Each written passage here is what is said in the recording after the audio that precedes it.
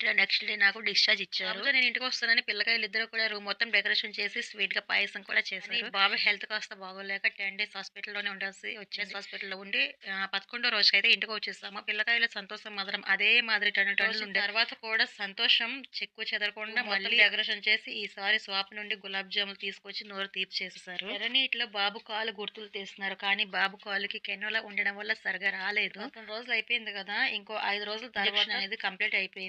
ఆ వీడియో కూడా దీనిలోనే నేను కలిపి పెట్టేస్తున్నాననమాట. బాబుకి ఇప్పుడుతో 16 డేస్ యాంటీబయాటిక్ కోర్స్ దగ్గరలో ఉన్న సుశీల్ అగర్వాల్ అని మార్వాడి డాక్టర్ దగ్గరికి చూపించి కెనోలా అయితే తీయించేసాము. కోర్సు ఎలాగో అయిపోయింది. బ్లడ్ టెస్ట్‌లు మళ్ళీ చేయాలా అని అడిగితే అవసరం లేదన్నారు. ఎందుకంటే ఇంజెక్షన్ తగ్గ యాంటీబయాటిక్ లాంగ్ టైమ్ ఇచ్చాం కదా! అంతా ఓకే ఉంటది. ఒకవేళ చెక్ చేసినా నెగెటివే వస్తది అన్నారు. మేము కూడా సరే అని వచ్చేసాం. అయినా సరే క్లారిఫై కోసం మనం చెక్ చేసుకుంటే మంచిదని బాబుకి నామకరణం అయిపోయాక ఇంకోసారి చెక్ చేయాలి.